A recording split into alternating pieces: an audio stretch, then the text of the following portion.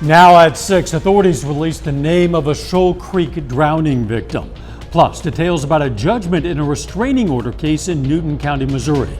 And Joplin Rotary Club awards grants to several community service organizations. The 4 states' most watched news starts now. Authorities in Joplin today released the identity of the man who drowned in Grand Falls this week. This is KOAM News at 6. The man is identified as 35-year-old Stanley Luke of Carterville, Missouri. Authorities say on Tuesday, Luke tried to go over the falls with a pool toy, hit a rock, and drowned. Search crews from several departments have been looking for Luke since he went missing. They recovered his body shortly after 6 p.m. yesterday. A Joplin man who was originally accused of kidnapping another man at gunpoint gets 5 years probation on a plea deal. Joplin police say Benjamin Bartlett held a man at gunpoint in the back of a car in December and refused to let him leave.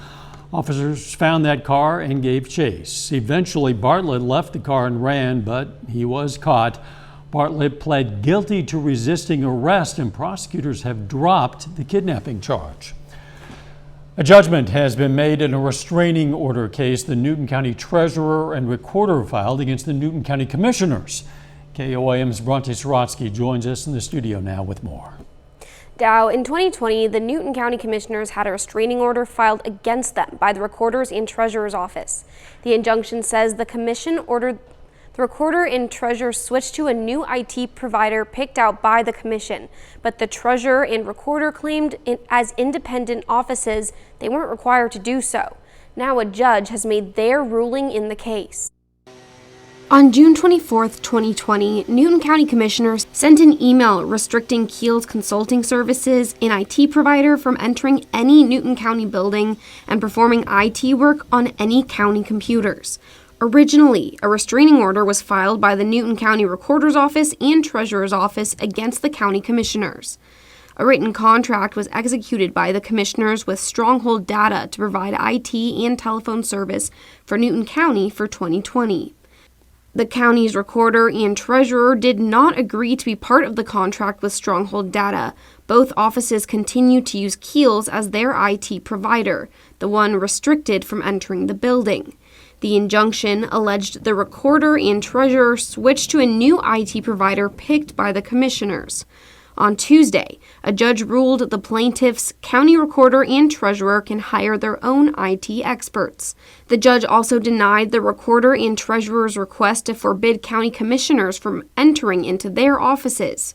Finally, the recorder and treasurer's attorney fees are to be paid from general revenue from the Newton County Treasury and will be taxed against the county commissioners.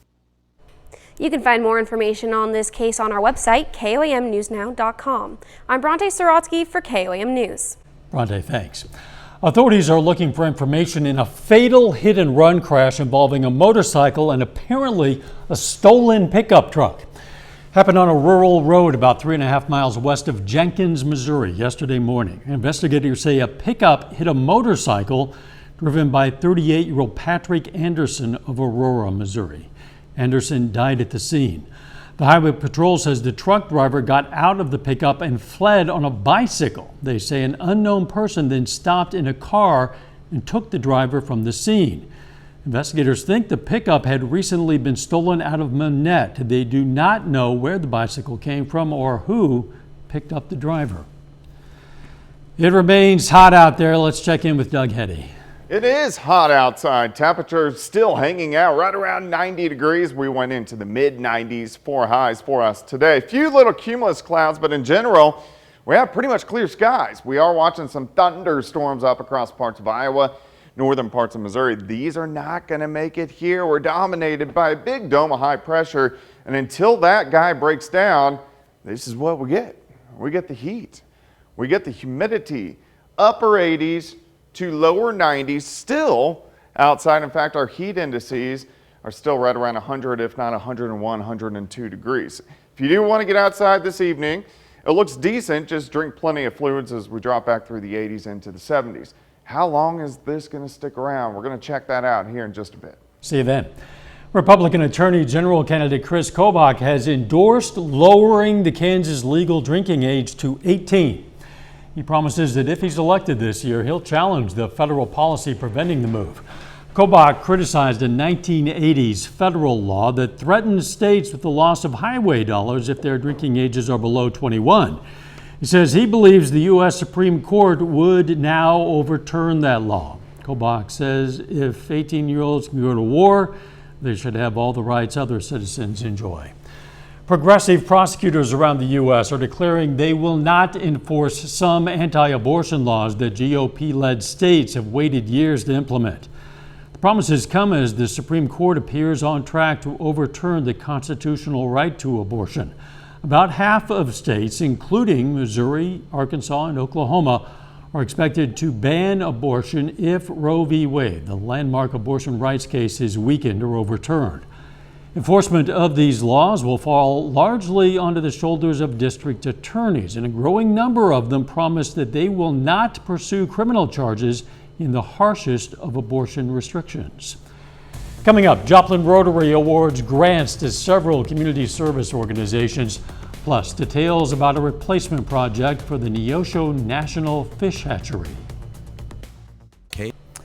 A local organization today handed out more than $24,000 in grants. The Rotary Club of Joplin gave out grants between $500 and $10,000 to 9 area organizations. Those organizations include the Ronald McDonald House, Pro Musica, and the Community Clinic of Southwest Missouri. It's phenomenal because we're able to help children in school. We're able to help adults who may be wanting to go back to school. We help out in organizations that support the arts in our community. And all of these things, we just see a vibrancy then for Joplin. The organization announced the grants at an event at the End Zone facility at Missouri Southern. The Neosho National Fish Hatchery, which is a mouthful, has started placing a new liner in one of their outside ponds.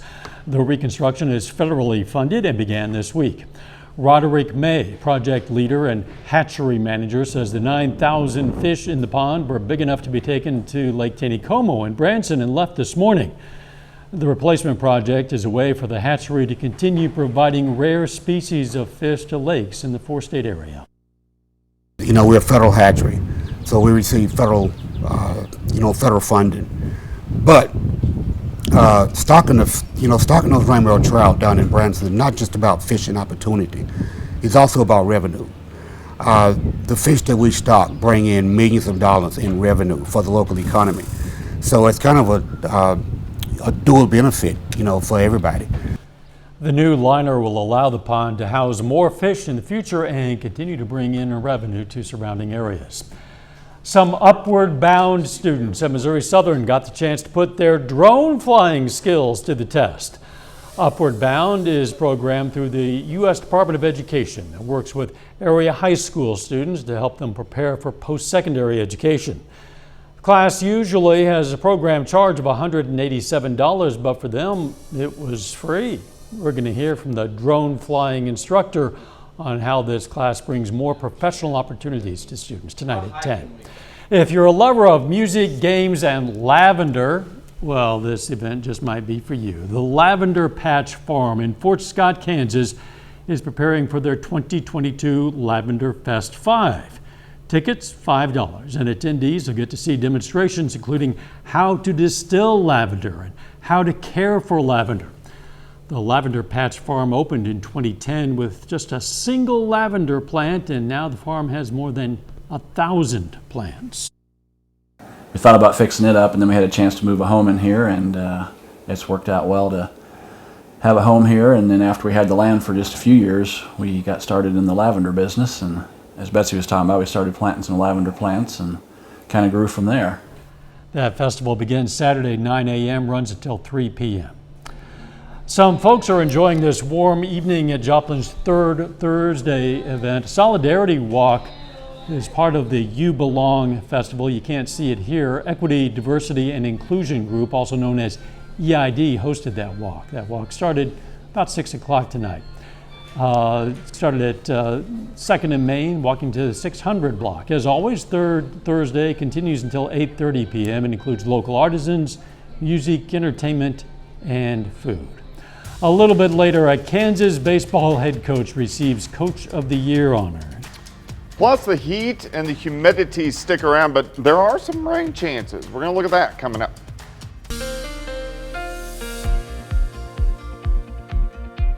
Well, it definitely turned out to be hot and very humid for us again today, and this is going to stick around. We do have some rain chances, which is good, but the overall pattern is mainly dry. But if we can squeeze in a few thunderstorms here and there, that's good news. I know we got so much rain in May and the first half of June, but when it gets this hot, we want a little bit of rain out there. Of course, you can get my long-range forecast on my month-long blog, KOAMnewsnow.com.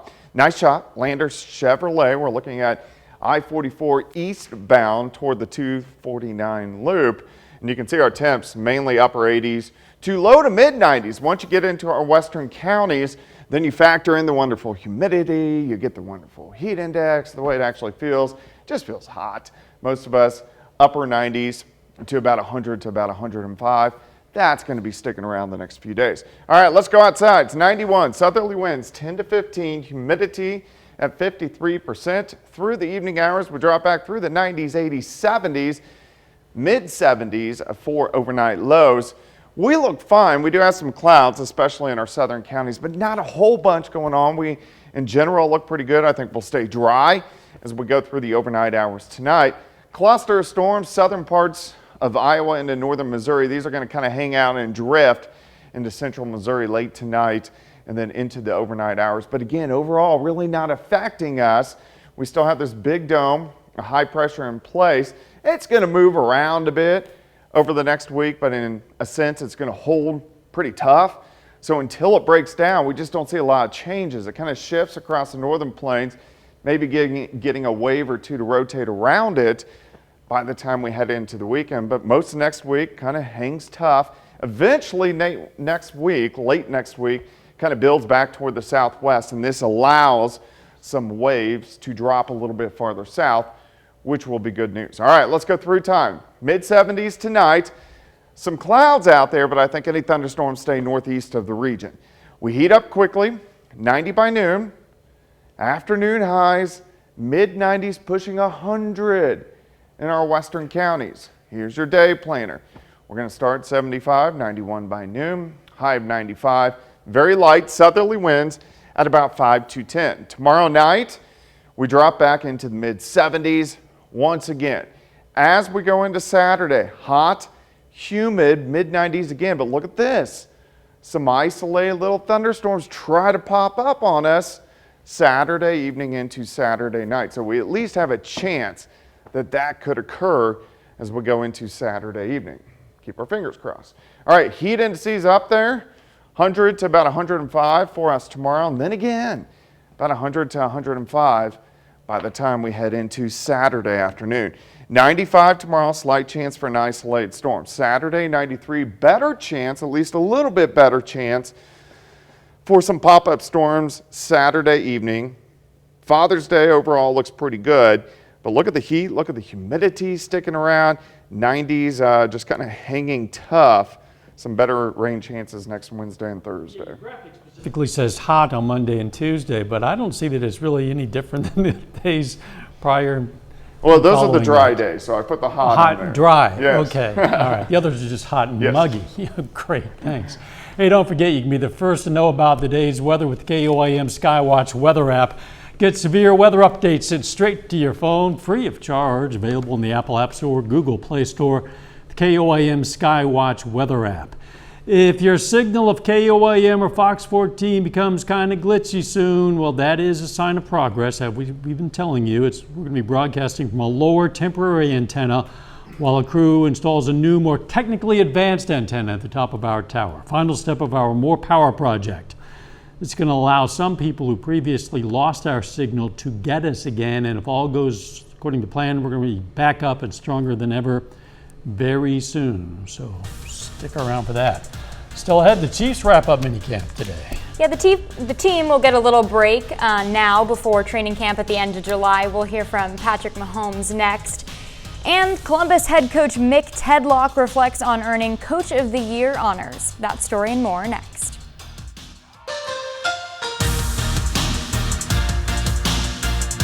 The Joplin Outlaws hit the field today to begin a 5-game homestand. The Outlaws enter tonight's game with a 5-6 overall record. Joplin hosts Jeff City tonight. It's the 4th meeting between these two teams in the past 5 days.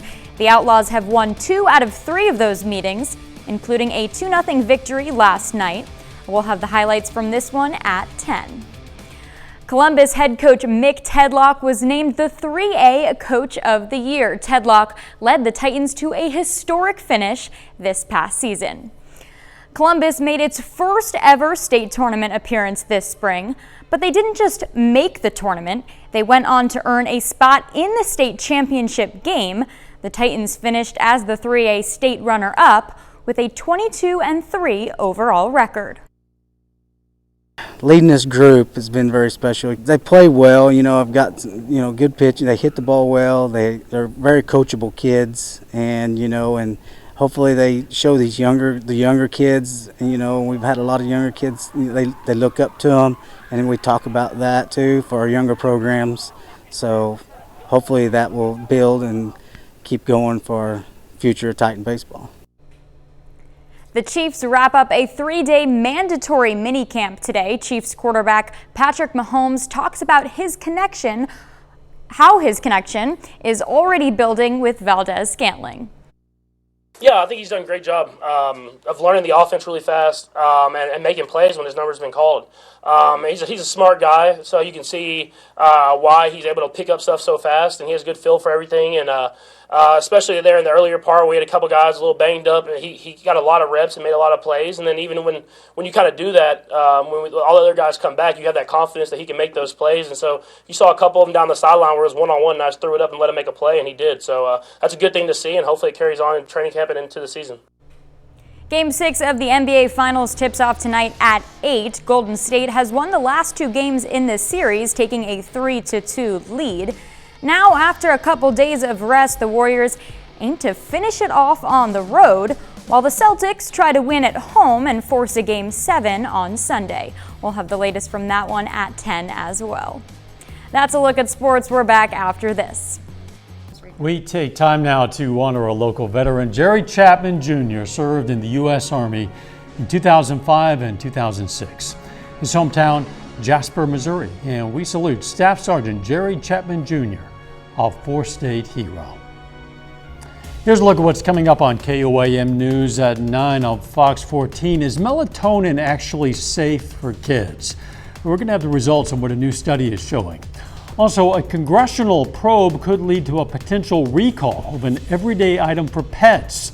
And a Google engineer claims the company has developed a computer program that is now thinking for itself. It sounds like the premise for an awful lot of science fiction movies we've all seen. I don't know if that's good or bad, but it's coming up tonight on KOAM News at 9 on Fox 14.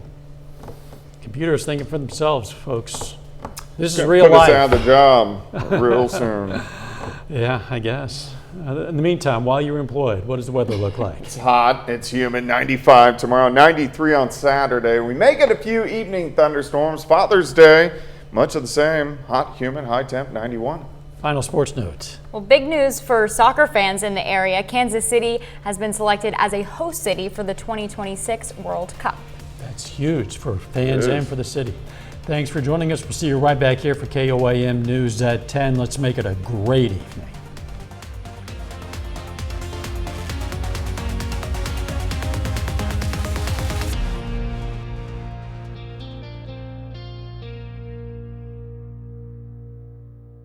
Salon Service is